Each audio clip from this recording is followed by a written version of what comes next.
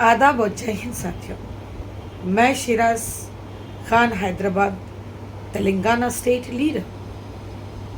साथियों और दोस्तों, ये मैसेज बहुत ज़रूरी है, आखिर तक देखिएगा। और इस मैसेज को अगर आप यकीनन देशवासी हैं या अपने वतन से मोहब्बत रखते हैं तो ज़रूर मेरे इस वीडियो को शेयर करिएगा। ये बात कहना इसीलिए भी ज़रूरी है क्योंकि आने वाले 3 महीनों में मेंबर ऑफ पार्लियामेंट के इलेक्शंस हैं, जहां पर हम इसको लोकसभा इलेक्शंस कहते हैं, जहां पर लोकसभा हर रियासत की अलग अलग होती है, लेकिन चुनाव हर प्रदेश में अलग वक्त में होता है। और आने वाले दिनों में तेलंगाना में लोकसभा इलेक्शंस हैं। इलेक्शंस 2024 करना क्या है, आप तमाम को इस बात का एहसास हो जाना चाहिए कि देश के हालात को देखते हुए, बीजेपी सरकार को देखते हुए, नरेंद्र मोदी एक ऐसे पीएम है जो एक कौम के खिलाफ, नीचे तबके के खिलाफ, जैसे कि दलित, SC, ST, BC, महिलाएं और माइनॉरिटीज़ के खिलाफ इस सरकार के बहुत सारे मंसूबे हमने देखे हैं, जहां पर बीजेपी सरकार 303 मेंबर ऑफ पार्लियामेंट को लेकर इस देश में मनचाही सरकार बनाने की कोशिश करी है। हम इसे सरकार तो नहीं कह सकते, लेकिन भाजपा सरकार 303 के आंकड़े को लेकर इस देश के हर वो नागरिक की आज़ादी को छीनने की कोशिश की है,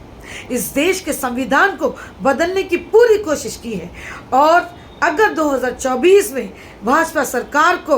तीसरी दफ़ा नरेंद्र मोदी जी को अगर देश का प्राइम मिनिस्टर बनाया गया तो इस देश में बहुत सारे फसादात, बहुत सारी तबाही और बर्बादी मचा दी जाएगी, क्योंकि इनका मंशा RSS की सोच, जो 100 साल के करीब इनकी एक सोच है कि इस सेकुलर कंट्री को, इस डेमोक्रेटिक कंट्री को वो हिंदू राष्ट्र डिक्लेयर कर देंगे। तो इसीलिए जनवरी 22 से पहले हमको ये तय कर लेना चाहिए और इसकी मिसाल को कायम करनी चाहिए कि हिंदू राष्ट्र को हम नहीं पसंद करते हैं, ताकि इस देश के सेकुलरिज्म को और इस देश के लोकतंत्र को ख़त्म कर दिया जाएगा। ये खुली चुनौती है, ये चुनौती 10 साल से हमें दी जा रही है, लेकिन हम लोकतंत्र के तहत इससे लड़ते आ रहे हैं और जंगें हमने जीती है इलेक्शन की बुनियाद पर। लिहाजा कर्नाटक और तेलंगाना में सरकार बनने के बाद ये बहुत ही ज़रूरी हो जाता है कि इस देश का जो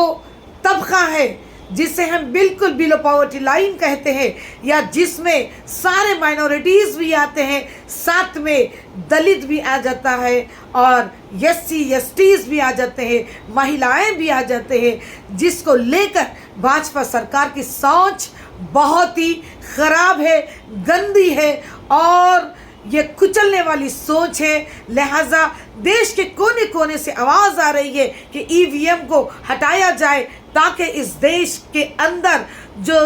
नेशनल सतह पे हो, जो सेंटर के सतह पे हो, कांग्रेस की सरकार को लाया जाए, क्योंकि कांग्रेस ही वो वाहिद लार्जेस्ट डेमोक्रेटिक पार्टी है जहां पर हम भाजपा के खिलाफ या नरेंद्र मोदी के खिलाफ या देश में नरेंद्र मोदी की सरकार को हटाओ और देश बचाओ के नारे को बुलंद कर सकते हैं। आपने बहुत सारे ऐसे चीज़ें देखी है जहां पर मनचाही सरकार या मनचाही कानून, काले कानून पास कर इस देश को खोखला कर दिया गया है, इस देश के भाईचारे को तहस नहस कर दिया गया है। आज हिंदू और मुसलमान में बहुत बड़ी खाई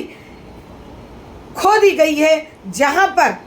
ये देश कमज़ोर पड़ गया है, इसकी बुनियाद को हिला दिया गया है। ये दिल से अगर आप सोचेंगे, इस देश की आज़ादी के बारे में अगर आप सोचेंगे कि किस तरीके से हम इन 9 सालों से हम ज़िंदगी गुजारते थे और मोदी सरकार आने के बाद कैसी हम जिंदगी गुजार रहे हैं, इसीलिए भारत जोड़ो यात्रा जो राहुल गांधी की थी, जो 4000 किलोमीटर उन्होंने कन्याकुमारी से लेकर कश्मीर तक चला था, वो एक बहुत बड़ी कामयाबी और इस देश की एकता को या यूनिटी को बनाने की उन्होंने कोशिश की है, जिसके नतीजे आपके सामने हैं। और उसी तरीके से न्याय, हक दिलाने तक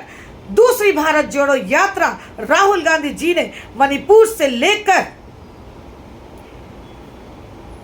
ईस्ट और वेस्ट को लेकर उन्होंने तय की है। तो इसको भी हमको सोचना चाहिए कि ये यात्राएं क्यों निकाली जा रही है। एक राहुल गांधी ऐसा शख्स है जो यकीनन भारत के आने वाले कल के हालात को संभाल कर उसको थाम कर आगे ले चल सकते हैं।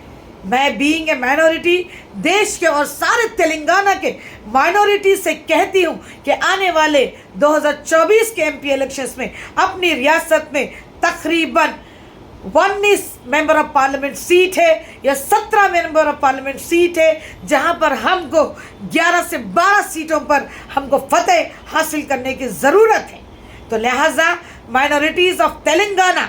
जिसी भी शोबे से हो, जिसी भी ऑर्गेनाइजेशन से, जिसी भी जमात से हो, जिसी भी तंजीम से हो, तो आपका वोट सिर्फ और सिर्फ कांग्रेस को देने की ज़रूरत है। क्योंकि दिल्ली में या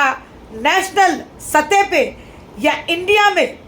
अगर हमारी सरकार होना है सेंटर में, तो कांग्रेस को लाना ज़रूरी है, ताकि कांग्रेस की सोच और भाजपा की सोच में ज़मीन आसमान का फ़र्क है। ये सोच की लड़ाई है, अच्छाई और बुराई की लड़ाई है। अगर आप बुरे इंसान को